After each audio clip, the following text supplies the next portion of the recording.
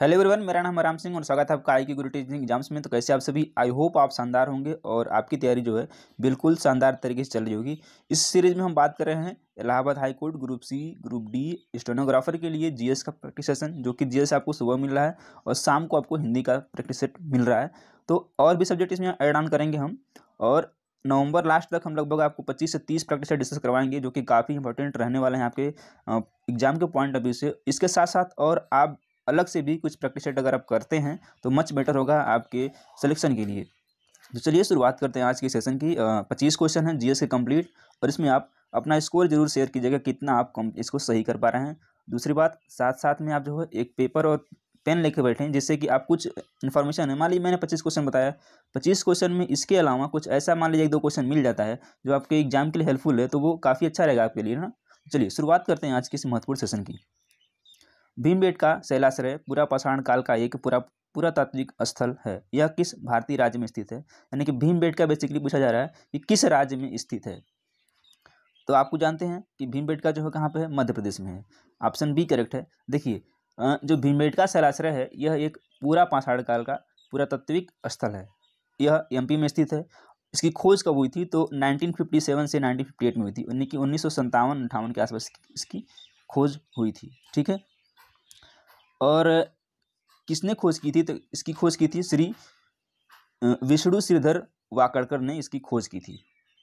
अब बात कर लेते हैं भीमबेटका का जो क्षेत्र है, यह जो है भारतीय पुरातत्व सर्वेक्षण भोपाल ने अगस्त 1980 में क्या किया था, इसे राष्ट्रीय महत्व का स्थल घोषित किया था। किसने? भोपाल सरकार ने सॉरी 1990 में जो है इसको राष्ट्रीय महत्व का स्थल घोषित किया था, और जुलाई 2003 में इसको यूनेस्को ने विश्व धरोहर स्थल घोषित किया था। तो किसको? भीमबेटका को। यहाँ से 2-3 बातें आपको निकल के आ रही हैं। इसकी खोज कब हुई थी? 1957-58 में। किसने किया था? श्री विष्णुधर वाकड़कर ने। और इस क्षेत्र को भोपाल सरकार ने 1990 में राष्ट्रीय महत्व का स्थल घोषित किया था। और 2003 में, कब? 2003 में आपसे पूछ ले यही सवाल कि भीमबेटका को कब जो है यूनेस्को विश्व धरोहर स्थल में शामिल किया गया था या फिर घोषित किया गया था, तो वो 2003 में किया गया था। आई होप आप इसको समझ पाएंगे। चलिए अगला क्वेश्चन लेते हैं। उस धार्मिक व्यक्ति का नाम बताइए जिन्होंने छत्रपति शिवाजी पर बहुत प्रभाव डाला। यानी कि वो कौन से संत हैं या फिर धार्मिक व्यक्ति हैं जिन्होंने छत्रपति शिवाजी पर बहुत अच्छा सा प्रभाव डाला था? संत तुकाराम, गुरु रामदास, मीराबाई या फिर गुरु नानक देव ने। तो जो छत्रपति शिवाजी महाराज हैं उन पे जो है गुरु रामदास का प्रभाव था। ऑप्शन नंबर इसका बी करेक्ट हो जाएगा। बंगाल का अंतिम स्वतंत्र नवाब कौन था? पूछा जा रहा है आपसे। इंपॉर्टेंट क्वेश्चन ये भी है कि बंगाल का अंतिम स्वतंत्र नवाब कौन था? जाफर खान यानी जफर खान, सिराजुद्दौला, सरफराज खान या फिर सुजाउद्दौला। तो इसमें कौन सा है? तो जो बंगाल का अंतिम स्वतंत्र नवाब था वो था आपका सिराजुद्दौला। ऑप्शन नंबर इसका बी करेक्ट हो जाएगा। इसके साथ साथ क्या होता था कि यह बंगाल के नवाब अलीवर्दी खां की मृत्यु के बाद इस गद्दी पर बैठा था। तो इससे पहले कौन था? अलीवर्दी खां। और सिराजुद्दौला ने अपने ही दरबार में कई प्रतिद्वंदियों से घिरा हुआ था। यानी कि इसके दरबार में इसके कई दुश्मन थे, एक तरह से कह सकते हैं, और जिन्होंने क्या किया था कि प्लासी का जो युद्ध हुआ था अंग्रेजों की सहायता की थी। कौन? इसके जो प्रतिद्वंदी थे, इसी के जो दुश्मन थे। ठीक है, और ईस्ट इंडिया कंपनी की सेना के जनरल रॉबर्ट क्लाइव के मध्य, यानी कि सिराजुद्दौला और रॉबर्ट क्लाइव के मध्य 23 जून 1757 ईस्वी को प्लासी का युद्ध हुआ था, जिसमें अंग्रेजों की विजय हुई थी और सिराजुद्दौला उसमें परास्त हुआ था। इसका ऑप्शन नंबर बी करेक्ट हो जाएगा। बढ़ते हैं अगले क्वेश्चन की तरफ। भारतीय स्वतंत्रता संग्राम के दौरान निम्नलिखित में से किसने फ्री इंडियन लीजन, इंपॉर्टेंट है, किसने फ्री इंडियन लीजन नामक एक सेना बनाई थी? लाला हरदयाल, रास बिहारी बोस, सुभाष चंद्र बोस या फिर बी.डी. सावरकर ने। तो फ्री इंडियन लीजन नामक जो सेना बनाई गई थी वह बनाई गई थी सुभाष चंद्र बोस के द्वारा। ऑप्शन नंबर सी करेक्ट हो जाएगा। अगले क्वेश्चन पे आते हैं। बंगाल विभाजित कब हुआ था? यानी कि बंगाल का विभाजन कब हुआ था? 2 क्वेश्चन यहाँ से आप देखेंगे। बंगाल का विभाजन कब हुआ था और बंगाल का जो विभाजन हुआ था बंग यानी कि विभाजन रद्द कब हुआ था? तो देखिए, जो विभाजन हुआ था तो हुआ था 19 से 20 जुलाई 19 से 20 जुलाई 1905 को बंगाल सरकार के द्वारा यानी कि औपनिवेशिक ब्रिटिश सरकार जो थी वहाँ पे विभाजन की घोषणा की गई थी। और 7 अगस्त कब 7 अगस्त 1905 को 7 अगस्त 1905 को कलकत्ता स्थित टाउन हॉल में एक जो है ऐतिहासिक बैठक हुआ, जिसके दौरान स्वदेशी आंदोलन की घोषणा औपचारिक घोषणा की गई थी। स्वदेशी आंदोलन मतलब जब उस समय बंगाल का विभाजन के विरोध के लिए स्वदेशी आंदोलन की घोषणा की गई थी। और जो है बंगाल विभाजन लागू कब हुआ था, तो 16 अक्टूबर 1905 को। कब हुआ था? 16 अक्टूबर 1905 को एग्जैक्ट डेट है। अब बात करें थोड़ा सा स्वदेशी आंदोलन की। स्वदेशी आंदोलन में क्या किया गया था कि जो स्वदेशी आंदोलन था इसमें विदेशी जो वस्तुएं थी इसका बहिष्कार किया गया था। और सर्वप्रथम कृष्ण कुमार मित्र ने अपने पत्र संजीवनी में 1905 में क्या किया था? प्रस्तुत किया था किसका? विदेशी वस्तुओं का बहिष्कार। अगले क्वेश्चन पे आते हैं। सॉरी। भारत में वर्तमान में चीता जनसंख्या 2967 है। इसका निर्धारण 2021 में एक प्रक्रिया के तहत किया गया है, जिसे कहते हैं जनगणना, गणना, सुदूर संवेदन या फिर जनसांख्यिकी। इसको क्या बोला जाता है? तो इसको बोला जाता है जनगणना। ऑप्शन नंबर ए करेक्ट है। लेकिन ये क्या होता है? बाघों की जनगणना के लिए होता है। देखिए, बाघ जनगणना रिपोर्ट 2018 के अनुसार भारत में बाघों की संख्या 2967 थी, जो वैश्विक बाघों की आबादी का लगभग 70% है। और राष्ट्रीय बाघ गणना यानी कि राष्ट्रीय बाघ संरक्षण प्राधिकरण NTCA द्वारा वन विभागों संरक्षण यानी कि जो NGO हैं भारतीय जीव संस्थान के साथ साझेदारी में प्रत्येक 4 वर्ष में की जाती है। यानी कि जो जनगणना होती है बाघ जनगणना प्रत्येक 4 वर्ष में की जाती है। और 2022 में ये प्रकाशित नई गणना के अनुसार बाघों की जो संख्या है वो कितने हो गई है? 3167 हो गई है। तो प्रेजेंट टाइम में अगर देखा जाएगा तो 3167 यानी कि 3167 बाघ वर्तमान में है। ये जो है 2018 का डेटा है। ऑप्शन नंबर इसका ए करेक्ट हो जाएगा। 2021 की जनगणना होगी कब होगी? कौन सी होगी? 15वीं, 16वीं, 14वीं या फिर 17वीं? तो 2021 की जो जनगणना होगी वह जनगणना होगी आपकी 16वीं। अब वर्तमान में 2011 की जो जनगणना है वो 15वीं जनगणना है। अब बात कर लेते हैं कि जो 2011 में जनगणना हुई थी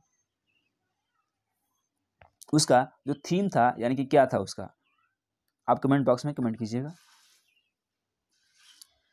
निम्नलिखित में से कौन सा भारत के पश्चिमी तट का हिस्सा नहीं है? यानी पूछा जा रहा है कौन सा इसमें पश्चिमी तट का हिस्सा नहीं है? नाहवा सेवा, मार्मोगोवा, तूतीकोरिन या फिर कोची? इनमें से कौन सा पश्चिमी घाट पर नहीं है? ध्यान देना है, जब भी आप एग्जाम में बैठेंगे तो नहीं है और है इस पे विशेष ध्यान देंगे। क्योंकि क्या होता है कि यदि आप सिली मिस्टेक की वजह से 1 से 2 क्वेश्चन एरर हो जाता है और 1 से 2 क्वेश्चन आपको कई हज़ार स्टूडेंट से बाहर लेके जाएगा। विशेष ध्यान रखना है, जब आपको नहीं वाला क्वेश्चन पूछा जाए तब इसको सर्कल कर लीजिएगा ऐसे, जिससे कि आपको क्लियरिटी हो सके। इसमें से पश्चिमी तट का हिस्सा कौन सा नहीं है? तो जो तूतीकोरिन है ये पश्चिमी तट का हिस्सा नहीं है। तो फिर पश्चिमी जो तूतीकोरिन है वो क्या है? ये तमिलनाडु में एक कृत्रिम बंदरगाह है और इसे 1974 में 10वां प्रमुख बंदरगाह घोषित किया गया था। और इसका जो नया नाम है BO चिदम्बरनार बंदरगाह हो गया है। और यह तमिलनाडु का दूसरा सबसे बड़ा बंदरगाह है, याद भी रखना इसको। निम्नलिखित ऊर्जा स्रोतों में क्या पर्यावरण प्रदूषण या जैव विविधता को हानि नहीं पहुंचाता है? परमाणु ऊर्जा, सूर्य ऊर्जा, ताप विद्युत ऊर्जा या फिर जल विद्युत ऊर्जा? इनमें से कौन सा ऐसा ऊर्जा है, स्रोत है, सोर्स ऑफ एनर्जी है जो पर्यावरण को हानि नहीं पहुंचाता है, यानी पर्यावरण को प्रदूषित नहीं करता है? परमाणु ऊर्जा, सूर्य ऊर्जा, विद्युत ऊर्जा, जल विद्युत ऊर्जा। तो इनमें क्या हो जाएगा आपका? सोलर एनर्जी यानी कि सूर्य ऊर्जा हो जाएगा। तो ऑप्शन नंबर बी क्या होगा? करेक्ट होगा आपका। चलिए, पर्यावरण संरक्षण अधिनियम काफी इंपॉर्टेंट क्वेश्चन है। EPA कब लागू हुआ था? 1984, 1986, 1988 या फिर 1990? तो पर्यावरण संरक्षण अधिनियम लागू हुआ था कब? 1986 में। डेट क्या है? तो 23 मई 1986 को पारित किया गया। पारित, देखिए ध्यान रखना है कि अगर पूछ ले पारित कब हुआ था तो 23 मई 1986 को, और 19 नवंबर 1986 को ये क्या हुआ था? लागू हुआ था। यानी 86 में ही पारित, 86 में ही लागू हुआ था। इसमें 4 अध्याय और 26 धाराएं हैं। इसे पारित कराने का मुख्य जो उद्देश्य था वो संयुक्त राष्ट्र द्वारा पर्यावरण संरक्षण की दिशा में किए गए प्रयासों को भारत में विधि बनाकर लागू करना था।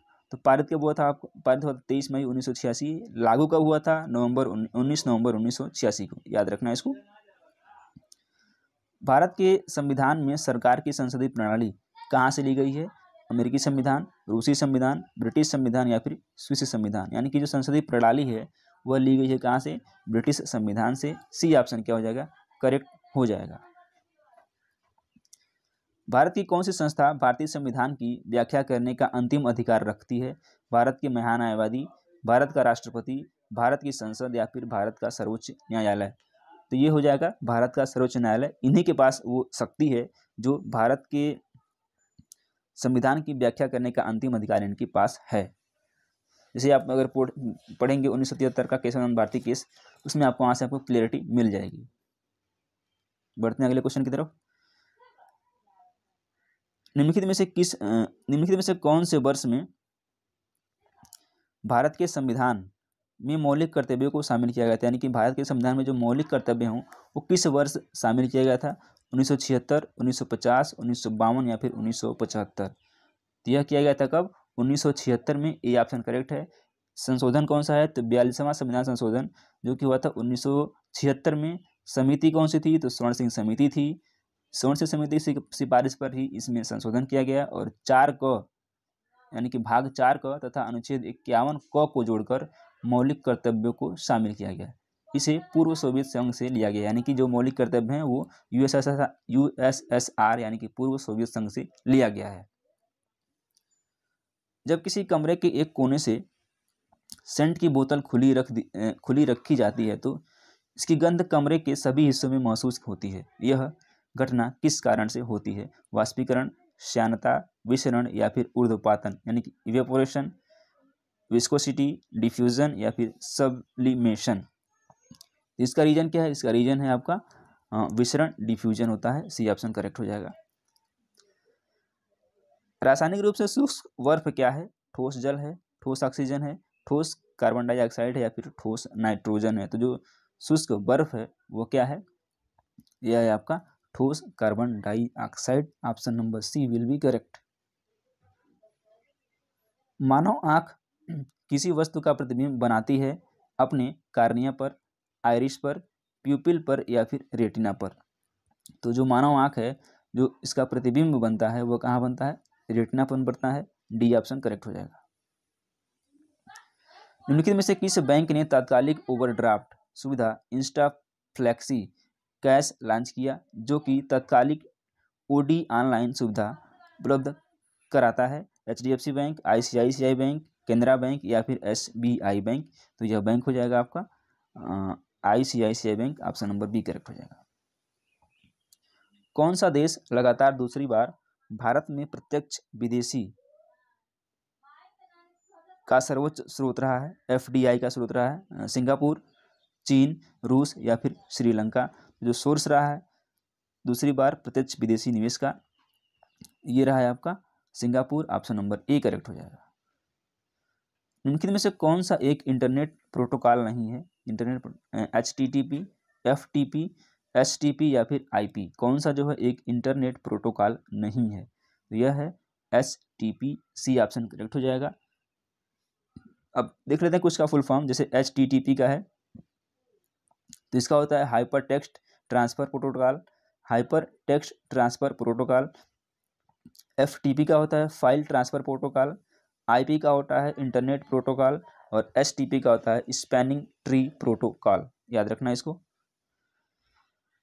कंप्यूटर की कौन सी मेमोरी परिवर्तित नहीं की जा सकती है? इंपॉर्टेंट क्वेश्चन ये भी है। रैम, रोम, सेकेंडरी मेमोरी या फिर द्वितीयक मेमोरी। इसमें से बताना आपको कौन सा जो ऐसी मेमोरी है जिसको आप परिवर्तित नहीं कर सकते हैं। तो ये हो जाएगा आपका बी और सी यानी कि रोम और सी यानी secondary memory. Option number D correct हो जाएगा। देखिए कंप्यूटर में दो प्रकार की मेमोरी होती हैं।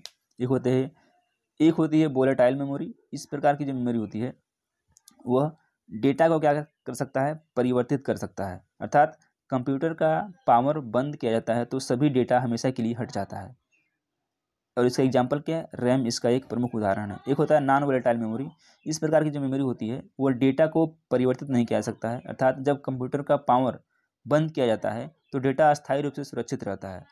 जैसे एग्जाम्पल अगर रैम रोम हो जाएगा, सेकेंडरी मेमोरी हो जाएगा, तो इस तरह से ऑप्शन नंबर डी करेक्ट है इसका। चमड़े के कार्य के लिए उत्तर प्रदेश का कौन सा जिला प्रसिद्ध है? आगरा, मेरठ, झांसी या फिर मथुरा। तो चमड़े के काम के लिए जो प्रसिद्ध है वो है आपका Agra, option number A correct हो जाएगा। चलिए आगे बढ़ते हैं। निम्नलिखित में से कौन सा शहर गोमती नदी के तट पर स्थित नहीं है? पूछा जा रहा है नहीं है, कहाँ पे? गोमती नदी के तट पर स्थित कौन सा शहर नहीं है? लखनऊ, लखीमपुर खीरी, अयोध्या या फिर जौनपुर। आइए देख लेते हैं।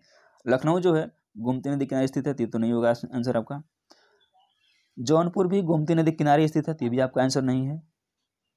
लखीमपुर खीरी भी आपका गोमती नदी किनारे स्थित है, ये भी आपका ऑप्शन नहीं है। जो अयोध्या है वह है कहाँ पे? सरयू नदी किनारे है। सरयू नदी किनारे कौन सा है? अयोध्या है। तो आप इसका जो करेक्ट आंसर हो जाएगा सी, अयोध्या। चलिए आगे बढ़ते हैं।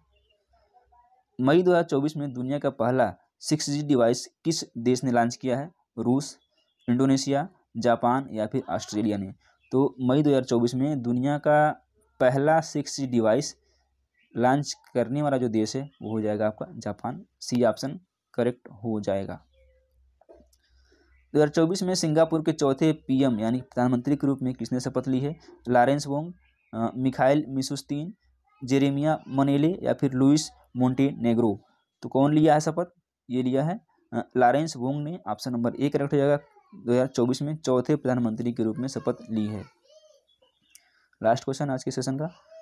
25 जून से 27 जून 2024 के बीच भारत में 64वीं अंतर्राष्ट्रीय चीनी संगठन परिषद की बैठक कहाँ आयोजित की गई? नई दिल्ली में, बेंगलुरु में, कर्नाटक में या फिर तमिलनाडु में।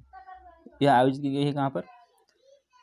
नई दिल्ली में। ए ऑप्शन करेक्ट हो जाएगा। तो चलिए ये रहे इंपॉर्टेंट 25 क्वेश्चन। आई होप आप इसको एंजॉय किए होंगे। यदि आपको वीडियो पसंद आता है तो वीडियो को लाइक जरूर करें, चैनल को सब्सक्राइब करें। बहुत बहुत धन्यवाद। जय हिंद।